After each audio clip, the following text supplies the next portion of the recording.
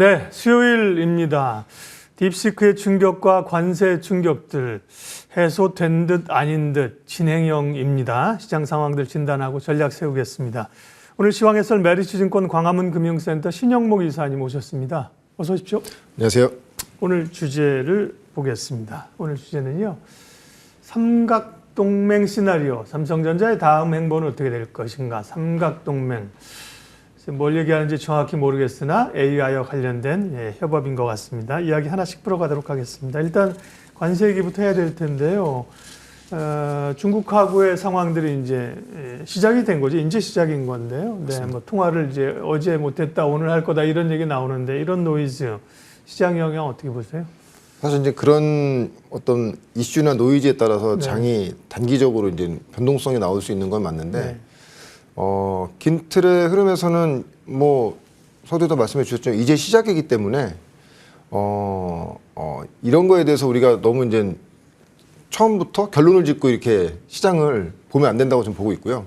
근데 분명히 이렇게 시장이 출렁임으로 인해서 중요한 건 우리가 이제 내가 들고 있는 주식에 집중을 해야 되기 때문에 과연 거기서 더 살 종목과 아니면 여기서 포트에서 이제 제외하고 새로운 포트를 짜야 될 종목을 이제 나눠야 되는 그런 시기로 보고 있고요. 저는 이제 뭐 큰 틀의 흐름에서는 AI 이 산업군 내에서는 여전히 좋은 그런 어떤 뷰를 갖고 있기 때문에 이런 시장의 변동성이 나올 때 올해 상반기 장 그리고 뭐 하반기 장까지 어떤 이 포트를 짜는 데 있어서 상당히 좀 중요한 그런 어떤 요소로 지금 파악하고 있습니다. 네. 그러니까요. 당분간은 이제 어떤 분이 표현한 것처럼 이제 관세와 트럼프는 이제 상수인 거죠. 변수가 아니라 짧게는 뭐 취임 후 한 100일 얘기하니까 뭐 3개월. 또 지난번에 트럼프가 취임하면서 뭐 조사하라고 행정명령이 4월이더라고요. 그죠? 네. 관계부처에다가 4월. 길게 보면 한 6개월 보면 이제 상반기는 이 여파에 있는 거고요. 더 중요한 거는 이제 산업이나 경제 트렌드이다. 그 근간에는 이제 AI가 있다는 말씀을 지속적으로 해오셨는데 결국 딥시크 사태 이후에 이제 빅테크들이 투자를 계속 하겠냐 이게 사실 관건이잖아요. 구글은 어제 실적 발표에 주가는 밀렸는데 상당히 투자를 많이 하겠다는 얘기를 한 모양이죠. 예, 뭐 구글뿐만이 아니고요. 네. 메타도 마찬가지로 그 기존의 투자를 뭐 줄이지 않겠다고 얘기했고, 구글은 네. 사실 지금 메타보다 더 많은 투자를 하겠다고 얘기한 상태이기 때문에, 네. 그러니까 뭐 딥시크에 대해서도 뭐 잠깐 뭐 언급드리긴 하겠습니다만, 전체적인 큰 흐름에서는 이 어떤 AI 시장이 이 어떤 투자 자체가 멈추지 않는다. 왜냐하면 뭐 딥시크로 인해서 당분간은 워낙 그 효율성 있는 알고리즘을 짜서 이제 AI, LLM 그 네. 시스템을 구축하다 보니까 이거 뭐 투자 이렇게 안 해도 되는 거였어라는 이런 그러니까요. 단순한 생각 때문에 뭐 시장이 충격파가 한번 왔지만 그 제본스의 역설이라는 말이 있지 않습니까? 가격이 떨어지게 되면 사용자가 훨씬 압도적으로 많아지기 때문에 전체 총량은 늘어난다. 그러니까 진입장벽이 낮아짐으로 인해서 더 많은 어떤 그 경쟁사들이 나오게 되고, 더 많은 경쟁사들이 나온다는 것은 그 안에서 더 치열한 경쟁이 되기 때문에 또 다시 이 투자가 이어지는 그런 선순환 효과로 갈 수 있다 이렇게 보고 있고, 물론 그 전체적인 큰 그림이 그렇지만 여기서 우리가 이제 보유하고 있는 주식들에 대해서는 과연 내 주식도 여기서 좀 약간 조정받고 다시 갈지 아니면은 계속 좀 조정을 받을지를 생각해 보셔야 되는데, 뭐 엔비디아 같은 경우에는 사실 뭐 우리가 지금 서두에도 좀 이게 정치적인 이슈가 제일 크지 않습니까? 무역 관세가 어떻게 될지 모르고 지금 뭐 전화 통화를 한다고 해서 이제 막 시작됐는데 그렇죠. 뭐 한 통화로 그래 그렇죠. 오케이 하면서 서로 합의 보자 이렇게 그것도 지금 그거 자체도 우습지 않습니까? 그렇죠. 예, 계속 서로 때리고 주고받고 하면서 뭐 시장의 변동성은 나올 건데, 이제 지금 올해 초까지만 해도 전체 이 AI 시장의 대장은 누가 뭐래도 엔비디아였죠. 그렇죠. 근데 사실 엔비디아의 최근 하락은 어떤 AI 시장에 대한 어떤 이런 불안감보다는 무역 전쟁에 대한 어떤 관세 전쟁에 대한 우려감이 더 짙게 배어나오는 것 같습니다. 왜냐하면 분명히 중국으로도 AI GPU가 많이 넘어가고 있는데, 그렇죠. 예. 저사양 GPU가 넘어가고 있는데 그것마저도 이제 규제가 돼버리면 엔비디아 입장에서는 당연히 매출에 영향이 있을 수밖에 없고요. 그래서 지금 최근에 글로벌 주식, 미국 주식 보시는 분들은 엔비디아와 브로드컴의 주식을 좀 잘 보셔야 될 것 같습니다. 왜냐하면 상대적으로 엔비디아의 주식은 좀 약간 답답하고 약간 그리고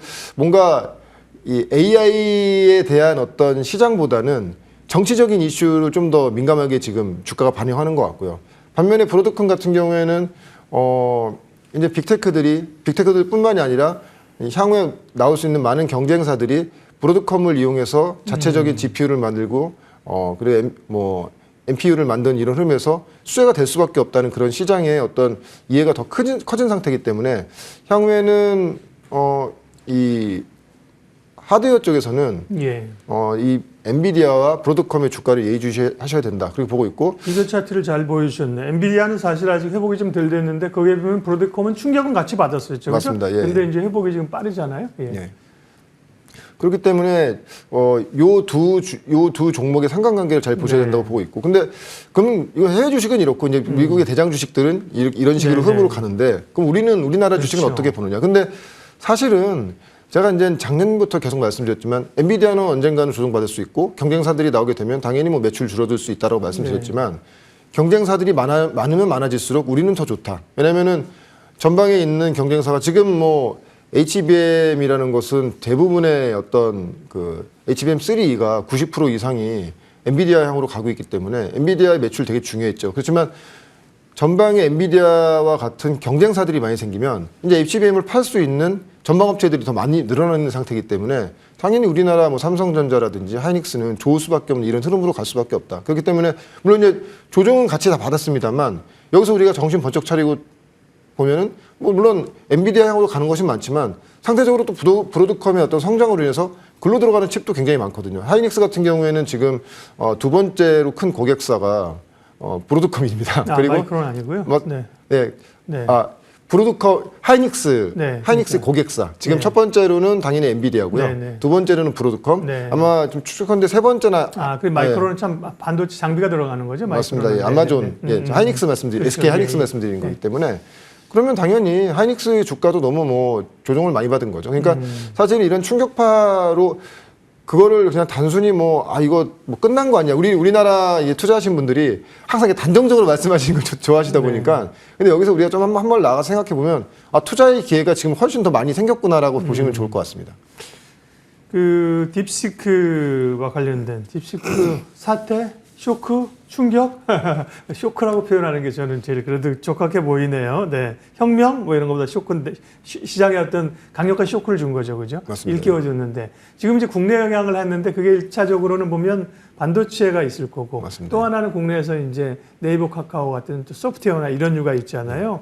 국내 시장의 변화들 조금만 더 얘기해 주세요.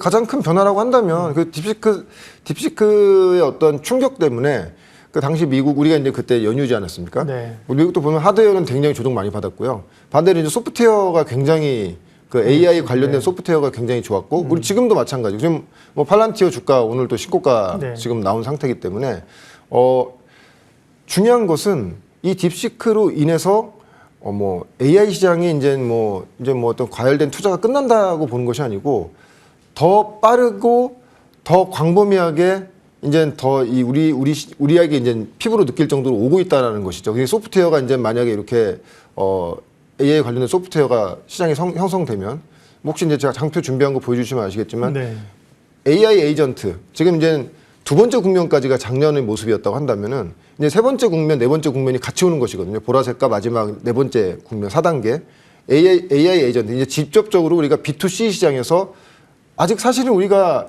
도대체 AI 하는데 내 손에 쥐고 내가 아무것도 안 쓰고 있는데 도대체 무슨 AI냐라고 말씀하시는 분들이 많은데 이제 그 국면은 이제 온 겁니다.